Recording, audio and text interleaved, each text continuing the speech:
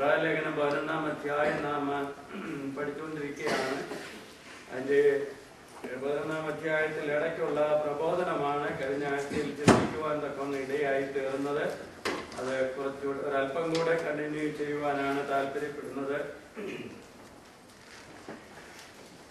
വിശുദ്ധന്മാര്, ഭക്തന്മാര്, പ്രത്യേകിച്ച് ഗോത്രപിതാക്കന്മാരെ കുറിച്ചൊക്കെ പറഞ്ഞിരിക്കുന്ന ഭാഗങ്ങളിൽ ഇവിടെ എഴുതിയിരിക്കുന്നത് അബ്രഹാമിന്റെ കാര്യം വരെ വന്നതിന് ശേഷമായി സാറായുടെ വിഷയം പറഞ്ഞിട്ട് 12 മുതലുള്ള വാക്യങ്ങളിൽ 13 മുതലുള്ള വാക്യങ്ങളിലുള്ള പ്രബോധനം ഇങ്ങനെയാണ്: ഇവർ എല്ലാവരും വാഗ്ദത്തം നിവൃത്തി പ്രാപിക്കാതെ ദൂരത്ത് നിന്ന് അത് കണ്ട് അഭിവന്ദിച്ച് ഭൂമിയിൽ തങ്ങൾ അന്യരും പരദേശികളും എന്ന് ഏറ്റു പറഞ്ഞും കൊണ്ട് വിശ്വാസത്തിൽ മരിച്ചു. ഇങ്ങനെ പറയുന്നവർ ഒരു പിതൃദേശം അന്വേഷിക്കുന്നു എന്ന് കാണിക്കുന്നു. അവർ വിട്ടുപോകുന്നതിനെ ഓർത്തു എങ്കിൽ മടങ്ങിപ്പോകുവാനിടയുണ്ടായിരുന്നുവല്ലോ. അവരും അധികം നല്ലതിനെ, സ്വർഗീയമായതിനെ തന്നെ കാംക്ഷിച്ചിരുന്നു. ആകയാൽ ദൈവം അവരുടെ ദൈവം എന്ന് വിളിക്കപ്പെടുവാൻ ലജ്ജിക്കുന്നില്ല. അവൻ അവർക്കായി ഒരു നഗരം ഒരുക്കിയിരിക്കുന്നുവല്ലോ. ഇതിൽ പ്രധാനമായും നമ്മൾ കഴിഞ്ഞ ആഴ്ച ചിന്തിച്ചത് ഏറ്റവും നല്ലത് ഭൂമിയിലുള്ളതല്ല, ഏറ്റവും നല്ലത് സ്വർഗീയമായതാണ്. ഏറ്റവും നല്ലത് സ്വർഗീയമായതാണ് എന്ന് അറിയണമെങ്കിൽ, കാണണമെങ്കിൽ നമ്മുടെ അകത്തെ കണ്ണ് പ്രകാശിക്കണം, വിശ്വാസത്തിന്റെ കണ്ണ് പ്രകാശിക്കണം. ഭക്തന്മാരുടെ ജീവിതത്തിൽ അവർ ആ കാഴ്ച ലഭിച്ചതിനെ കുറിച്ച് വായിച്ചു. എന്നാൽ ലോകത്തിലെ കാര്യങ്ങൾ വലുതായി കണ്ട ലോകത്തിനെ പോലെയുള്ളവരെ കുറിച്ച് നാം ചിന്തിച്ചു. ആ കാര്യങ്ങളാണ് കഴിഞ്ഞ ആഴ്ച നമുക്ക് ഓർക്കുവാൻ തക്കുന്ന ഇടയായി തീർന്നത്. എഴുതിയിരിക്കുന്ന അവൻ അവർക്കായി ഒരു നഗരം, ഒരു സിറ്റി ഒരുക്കിയിരിക്കുന്നു. ആർക്കാണ്? എന്താണ് ഇത് പറഞ്ഞിരിക്കുന്നത്? സ്വർഗത്തെ കുറിച്ചാണ്. സ്വർഗം ലഭിക്കാനുള്ള മാർഗത്തെ കുറിച്ച് പല മതങ്ങളും പഠിപ്പിക്കുന്നുണ്ട്. എന്നാൽ ഇവിടെ പറയുകയാണ് അവർക്കായി എന്ന് പറഞ്ഞിരിക്കുന്നു. ആർക്കായിട്ടാണ് സ്വർഗം ഒരുക്കിയിരിക്കുന്നത്? ആർക്കാണ് സ്വർഗത്തിൽ പോകാൻ കഴിയുന്നത്? ആർക്കാണ് കർത്താവിനോടുകൂടെ മനോഹരമായ ശ്രേഷ്ഠമായ അനുഭവം പ്രാപിക്കാനായിട്ട് കഴിയുന്നത്? ഈ മേളിൽ പറഞ്ഞ ആൾക്കാർക്ക്, ഹാബേല്, ഹാനോക്ക്, നോഹ, ഇവരെ കുറിച്ചൊക്കെ നമ്മൾ പഠിക്കുവാൻ തക്കനിടയായി തീർന്നു. വേറെ വാചകത്തിൽ പറഞ്ഞാൽ യേശുക്രിസ്തു അതിന്റെ മരണത്തെ വിശ്വാസത്താൽ അംഗീകരിച്ച് അതനുസരിച്ച് മൃഗത്തെ അറുത്ത് യാഗം കഴിച്ച ഹാബീലിനെ പോലുള്ളവർക്കാണ് നഗരം ഒരുക്കിയിരിക്കുന്നത്. ഇനിയും ദൈവത്തിൽ വിശ്വസിച്ചതായ ഹാനോക്ക് ഭൂമിയിലുള്ള തന്നെ നിന്നെയും പരിഹാസവും നോക്കാതെ ദൈവത്തോടുകൂടെ നടന്നു. അങ്ങനെ ദൈവത്തോടുകൂടെ നടക്കുന്നവർക്കാണ് സ്വർഗരാജ്യം ഒരുക്കിയിരിക്കുന്നത്. എന്നാൽ വിശ്വാസത്താലുള്ള യാഗം അർപ്പിക്കുന്നതും വിശ്വാസത്താൽ ദൈവത്തോടുകൂടെ നടക്കുന്നതും മാത്രമല്ല, നോഹ ചെയ്തത് വിശ്വാസത്താൽ അനുസരിച്ചു. ദൈവം പറഞ്ഞ അതുപോലെ തന്നെ പ്രവൃത്തിയിൽ കാണിച്ചു. അപ്പോൾ ദൈവം പറഞ്ഞത് പ്രവൃത്തിയിലൂടെ കാണിച്ച നോഹയെ പോലെ ജീവിക്കുന്നവർക്കാണ് ദൈവം ഒരു നഗരം ഒരുക്കിയിരിക്കുന്നത്. ഇനിയും വിളി കേട്ട് വിടേണ്ടതിനെയൊക്കെ വിട്ട് ഇറങ്ങി പുറപ്പെട്ട അബ്രഹാമിനെ കുറിച്ചാണ് നമ്മൾ പഠിച്ചത്. അങ്ങനെയുള്ളവർക്കായിട്ടാണ് നഗരം ഒരുക്കിയിരിക്കുന്നത്.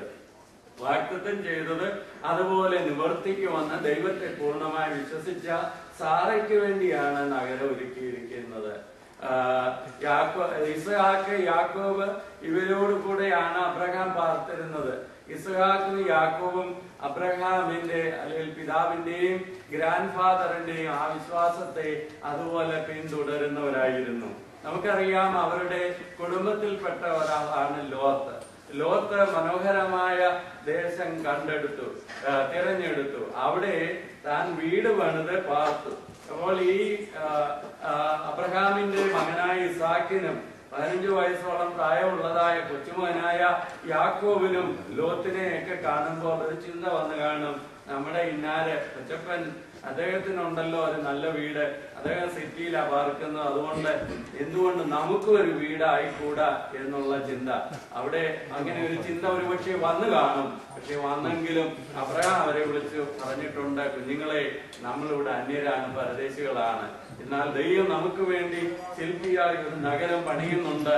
അതാണ് നമ്മുടെ വീട്, ഇവിടെ അതുകൊണ്ട് കൂടാരത്തിൽ പാർത്താൽ മതി എന്ന് അവരെ പറഞ്ഞു മനസ്സിലാക്കിയതിന്റെ ഫലമായി ഇസാക്കും യാക്കോബും അബ്രഹാമിനോടുകൂടെ കൂടാരങ്ങളിൽ പാർക്കുവാൻ തക്ക ഇടയായി തീർന്നു.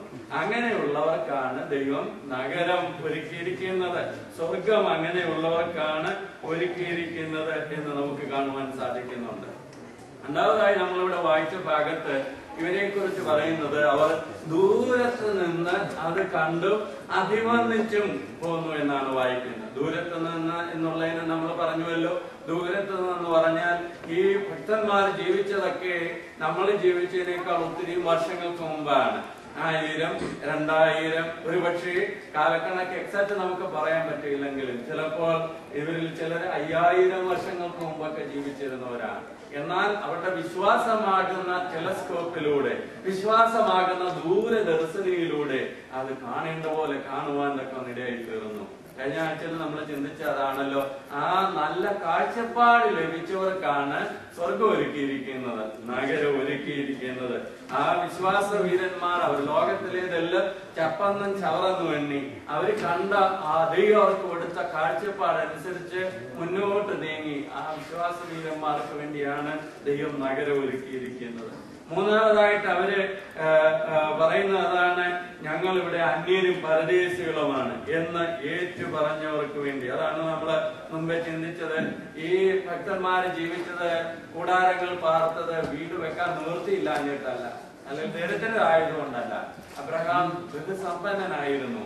ഇസാക്ക് വിതച്ചു, അവന്റെ വിലയെ ദൈവം അനുഗ്രഹിച്ചു. അവൻ വർദ്ധിച്ച് മഹാസമ്പന്നനായെന്നാണ് വേദപുസ്തകം പറയുന്നത്.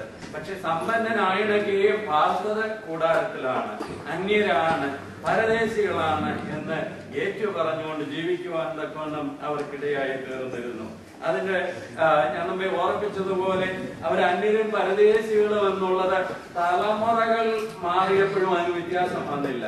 ജനറേഷൻ ഗ്യാപ്പ്, തലമുറകളുടെ വിടവ് നമ്മൾ എപ്പോഴും ചിന്തിക്കുന്ന കാര്യമാണ്. പക്ഷെ അബ്രഹാമിന്റെ മകനായ ഇസാക്കിനും അവന്റെ മകനായ യാക്കോബിനും ആ ജനറേഷൻ ഗ്യാപ്പ് കൊണ്ട് വിശ്വാസത്തിനൊരു വ്യത്യാസം വന്നില്ല. അവർ കൂടാരത്തിൽ പാർത്തുകൊണ്ട് അന്യരായി പരദേശികളായി ജീവിക്കുവാൻ തക്ക ഇടയായി തീർന്നു. കൂടാരത്തിന്റെ കുറ്റി എപ്പോൾ ഊരാൻ പറഞ്ഞാലും അവർ റെഡിയാണ്.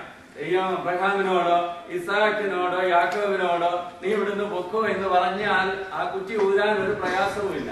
എന്നാൽ ഇന്ന് ദൈവമക്കൾക്ക് പറ്റിയിരിക്കുന്ന കുഴപ്പം, ഈ കൂടാരത്തിന്റെ കുറ്റി അത് താഴോട്ട് അതിന്റെ വേരൂന്നി ഉറച്ചിരിക്കുക. വലിച്ചു ഊരിയാലും ഇപ്പോൾ വരത്തില്ല, ലോകത്തിലേക്ക് അങ്ങ് വേരൂന്നിയിരിക്കുക. ഒരു ദേവദാസനെ കുറിച്ച് പറയുന്നത് അത് എന്തുകൊണ്ടാണ് അങ്ങനെ വന്നതെന്നറിയാമോ? നമ്മൾ തന്നെ ഇതിന് വളവും വെള്ളമൊക്കെ ഒഴിച്ചു കൊടുത്തതുകൊണ്ടാണ്. ഈ ലോകം നമുക്ക് കുറച്ച് ഇമ്പമായി തോന്നി, അത് കുറച്ച് മനോഹരമായി തോന്നി. ഭക്തന്മാരാ വേണ്ട, ഇത് വേണ്ട, അത് വേണ്ട എന്ന് പറഞ്ഞ് ഉപേക്ഷിച്ചു വന്നതൊക്കെ നമുക്ക് നമ്മുടെ കാലം വന്നപ്പോൾ തോന്നി വലിയ കുഴപ്പമൊന്നുമില്ല, ഇച്ചിരി വളം ഇട്ടേക്കാം, വലിയ കുഴപ്പമൊന്നുമില്ല, അല്പം വെള്ളം ഒഴിച്ചേക്കാം. കുറച്ചാൾ കഴിഞ്ഞിട്ട് അമ്പരാൻ വന്ന് ഇവിടുന്ന് പോകാൻ പറഞ്ഞ് എത്ര വലിച്ചു പൊക്കിയാലും ഈ കുറ്റി പൊങ്ങത്തില്ല. കാരണം ഇത് ലോകത്തിലേക്ക് അങ്ങ് വേരുറച്ചു പോയി. അതല്ല ദൈവം നമ്മെ കുറിച്ച് ആഗ്രഹിക്കുന്നത്. നമുക്ക് ഞാൻ മുമ്പ് ഓർപ്പിച്ച പോലെ നമുക്കൊരു വീടുണ്ടെങ്കിലും നമുക്കൊരു കാർ ഉണ്ടെങ്കിലും നാം ഓർത്തിരിക്കേണ്ടത് ഇതൊന്നും നിലനിൽക്കുന്നതല്ല, ഇതെല്ലാം നശിച്ചു പോകുന്നതാണ്. നിലനിൽക്കുന്നത് എനിക്ക് സ്വർഗത്തിൽ ദൈവം ഒരുക്കിയിട്ടുണ്ട്. അതുകൊണ്ട് ദൈവം ഇത് വിടാൻ പറഞ്ഞാൽ വിടാനുള്ള മനോഭാവം, ഇത് നിനക്ക് വേണ്ട എന്ന് ദൈവം പറഞ്ഞാൽ വിട്ടുകളയാനുള്ള മനോഭാവം അതുണ്ടാകുന്നില്ലെങ്കിൽ ക്രിസ്തീയ ജീവിതത്തിൽ എവിടെയോ കുഴപ്പം സംഭവിച്ചിട്ടുണ്ട്. അന്യരെന്ന പരദേശികളെന്ന് ഏറ്റുപറഞ്ഞ് നമ്മുടെ വിശ്വാസം നമ്മുടെ തലമുറകൾക്കും ഏൽപ്പിച്ചു കൊടുക്കുവാൻ ഇടയാകണം. കുഞ്ഞുങ്ങളെയൊക്കെ കുറച്ച് പ്രായമായി കഴിഞ്ഞ് പറഞ്ഞാൽ അവർക്ക് അങ്ങോട്ട് മനസ്സിലാകില്ല. ചെറിയ പ്രായത്തിലെ നമ്മൾ കൊടുക്കേണ്ട ട്രെയിനിങ്ങുകൾ, കൊടുക്കേണ്ടതായ പറഞ്ഞു കൊടുക്കേണ്ട കാര്യങ്ങൾ അവരെ അഭ്യസിപ്പിക്കേണ്ട പോലെ അഭ്യസിപ്പിച്ചാൽ വളരുമ്പോൾ കുറച്ചുകൂടി ഈസിയാണ്. ഒരു സെർട്ടൻ ഏജ് കഴിഞ്ഞാൽ നമ്മുടെ വിശ്വാസവും അല്ലെങ്കിൽ നമ്മുടെ ചിന്താഗതികളോ ഒക്കെ പറഞ്ഞ് അവർക്കൊന്നും മനസ്സിലാകത്തില്ല. എന്നാൽ ചെറിയ പ്രായത്തില് നമ്മൾ പറഞ്ഞു മനസ്സിലാക്കിയാൽ അവർക്ക് ഗ്രഹിക്കാൻ അത് ഇടയായിത്തീരും. പ്രായമാകുമ്പോഴും അത് വിട്ടുപോവുകയില്ല എന്ന് വേദപുസ്തകം തന്നെ നമ്മെ പഠിപ്പിക്കുന്നു. അപ്പോൾ മൂന്നാമത്തെ വിഷയം, അവർക്ക് ദൈവം നഗരം ഒരുക്കിയിരിക്കുന്നു. സ്വർഗം ആർക്ക് വേണ്ടിയുള്ളതാണ്? ഹാബേൽ മുതൽ യാക്കോബ് വരെയുള്ള ഭക്തന്മാരെ പോലെ